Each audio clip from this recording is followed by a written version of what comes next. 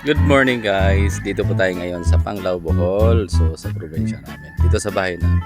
So magluluto tayo ng igat ngayon or eel kung tawagin. So isda din siya pero para siya kung titingnan mo mga maliliit na ahas. Pero sa dagat yun nakukuha.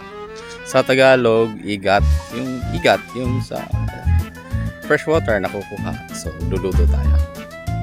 So ito yung eel na binili natin. Ang kilo nito is 150. So in-order natin ito kagabi. So kaninang umaga hinatid. So buhay pa po to. So bago gataan, so ihawin muna natin. Yan. So habang inihaw, magkakayod muna tayo ng liyog. Yan, kakayod muna tayo ng liyog. No, ito. Ano, buhay probinsya. Yan. Yan. So ito yung rekado niya. Kamatis, sibuyas, luya. So dahon ng sili, and then sili espada. Meron din siyang bell pepper. Ayun. So, sinyog na kinay. Yung sasalang na natin ng kawali. Yan, lagyan na natin ng mantika. Yan, may chef cook ko yun. Si Master Ipog. Yan, yung chef cook natin. Maya, makikita niyo yan. Akala niyo si Majin Buu. Yan, yung buhay po din siya. Yan. So bago no, igigisa mo na siya. So sisimulan mo na sa luya. Yan, yan, Master Chef. Oh, siya Majin Buu. Yan. Oh, nato TikTok ko. Majin Buu. Yan. Oh, galing maghalo. Oh, tamo. Halong ba? Malupitan. Galing ano yan? 5-star hotel. Yan, ibubuhos na niya. Iba. So hindi. Ayan, hindi pala lahat ilalagay. Inuhuli pala yung iba. And then yung kamatis din nilalagay din. And then yung ibang spring onions nilalagay na rin. Ayun, nilagay na yung eel natin. Kung tawagin sa Bisaya, bakasi. Yan, bakasi yan.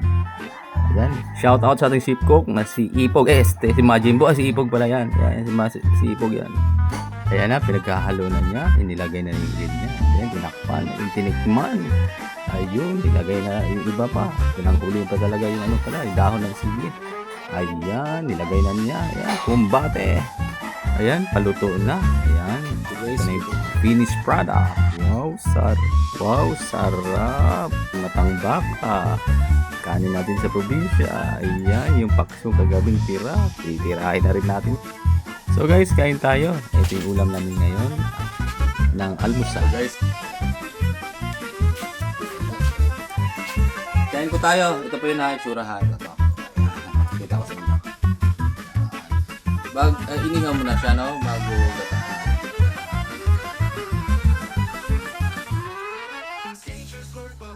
Yan. So marami ito dito sa sa Bohol. Hindi ko lang alam sa dito sa amin marami talaga ito. Ayan.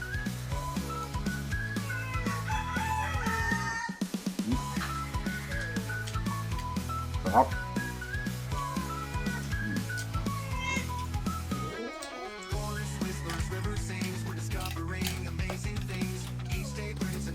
Bakasyon ko tawain. Yan, may dahon na tilo.